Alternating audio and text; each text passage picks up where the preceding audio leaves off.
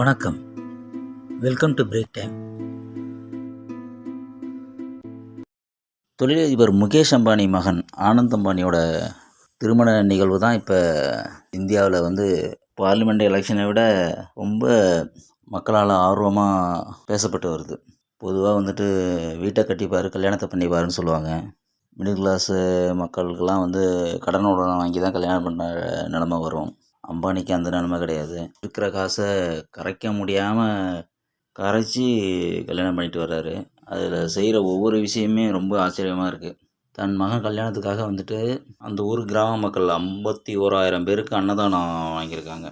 ஒரு கல்யாணம் கிட்டத்தட்ட 2 வருஷமாக நடக்குது. போன வருஷமே நிச்சயதார்த்தம் முடிஞ்சிருச்சு. வர ஜூலை 12ஆம் தேதி தான் நடக்க போகுது ஆனந்த் அம்பானிக்கு கல்யாணம்.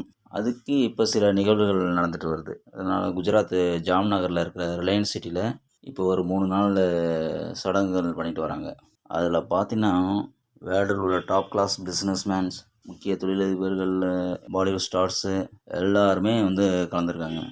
அதுக்காகவே அந்த ஏர்போர்ட்டை இன்டர்நேஷ்னல் அந்தஸ்து கொடுத்து அந்த திருமண நிகழ்வு நடக்கிற வரைக்கும் அவ்வளோ செக்யூரிட்டி கொடுத்து அரேஞ்ச் பண்ணியிருக்காங்க. இதில் முக்கியமான விஷயமா அந்த ஜோக்வாட் கிராமத்தில் இருக்கிற அந்த ஊர் மக்கள் எல்லாருக்கும் அன்னதானம். முகேஷ் அம்பானி, ஆனந்த் அம்பானி அவங்க கையாலேயே பரிமாறி அந்த குஜராத்திய பாரம்பரிய உணவுகளாக கொடுத்துட்டு வராங்களாம். இவர் இப்போ மட்டும் செய்யலை, கொரோனா டைம்லேயும் அந்த ஊர் மக்களுக்கு அந்த மாதிரி அன்னதானம் கொடுத்துருக்காரு. பணம் இருந்தாலும் செய்கிறதுக்கு இந்த மாதிரி மக்களுக்காக செய்கிறதுக்கு ஒரு நல்ல மனசும் வேணும். அதுவும் செஞ்சுருக்காரு, பாராட்ட வேண்டியது தான். இந்த கல்யாணத்துக்காக கிட்டத்தட்ட 1000 கோடிக்கு மேலே செலவு பண்ணிட்டு வர்றாரு. பாலிவுட்டில் இந்த மாதம் ஷூட்டிங்கே இருக்காது போல இருக்குது. ஏன்னா இருக்கிற எல்லா நடிகர்களும் குடும்பத்தோடு அங்கே தான் கும்மி அடிக்கிறாங்க. அமிதாப் பச்சன், அபிஷேக் பச்சன், தீபிகா படுகோன், அது எல்லா ஸ்டார்ஸும் அங்கே வந்துட்டாங்க. சவுத் இந்தியாவிலேருந்து பார்த்தா நமக்கு தெரிஞ்சு நம்ம தலைவர் சூப்பர் ஸ்டார் மட்டும்தான் போயிருக்காரு. வேறு யாரையும் கூப்பிட்ட மாதிரியும் தெரியல. இதில் ஆனந்த் அம்பானி ஒரு உருக்கமான ஒரு ஸ்பீச் கொடுத்துருக்காரு. வந்தாரா வனவிலங்கு மையன்னே ஒன்று வச்சு அதில் walk on the wild side அப்படிங்கிற ஒரு ப்ரோக்ராம் பண்ணியிருக்காங்க. அதில் ஆனந்த் அம்பானி பேசின விஷயந்தான் ஒரு வைரலாக இருக்குது. என்னுடைய லைஃப் ஒரு மலர் படுக்கையால் ஆனது அப்படின்னு எல்லாரும் நினைக்கிறாங்க. அது கிடையாது. நான் நிறைய வழிகளை அனுபவித்திருக்கிறேன். சிறு வயதிலிருந்தே உடல் ரீதியாக பல்வேறு பிரச்சனைகளை அனுபவித்திருக்கிறேன். அப்படி இருந்து எங்கள் அப்பா அம்மா எனக்கு ரொம்ப சப்போர்ட்டாக இருந்தாங்க. என்னை எப்பவும் கைவிடலை. என்னால் எதையும் செய்ய முடியும்னு சொல்லிட்டு எனக்கு ஒரு கான்ஃபிடென்ட் கொடுத்துருக்காங்க.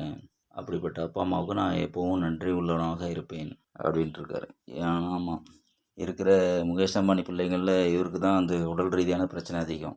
எவ்வளோ செல்வத்தை கொடுத்தாலும் ஆண்டவன் எல்லாருக்கும் ஒரு குறையை கொடுக்குற மாதிரி இவரோட லைஃப்பில் அப்படியே அமைஞ்சிருச்சு. இருந்தாலும் இவரையும் ஒரு ஆளாக்கணும்னு அவங்க கொண்டு ஒரு கல்யாணம் பண்ணி வச்சுக்கிறாங்க.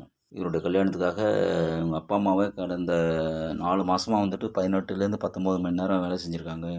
அவ்வளோ அரேஞ்ச்மெண்ட்ஸ் பண்ணிட்டு வந்திருக்காங்க. அது மாதிரி எனக்கு கிடைச்ச ஒய்ஃப் எரிமலையும் சுனாமியும் என் இதயத்துக்குள்ளே பார்த்த மாதிரி இருந்தது. அவங்கள பார்த்தம்போது அவங்களும் எனக்கு எப்போவும் சப்போர்ட்டாக இருப்பாங்க அப்படின்னு சொல்லிட்டு ராதிகா மெர்ச்சன்ட் அவங்கள பற்றியும் சொல்லியிருக்காங்க. பொதுவாக பிஸ்னஸ்மேன் கல்யாணம்லாம் ஒரு பிஸ்னஸ் கொலாபரேஷன் மாதிரி தான் அமையும். இதுவும் அப்படி தான். பணத்தை தனியாக செலவு செஞ்சுருக்காரு முகேஷ் அம்பானி. இந்தியாவில் வேறு எந்த பிஸ்னஸ்மேனும் இவ்வளோ செலவு பண்ணி ஒரு கல்யாணத்தை பண்ண முடியாது.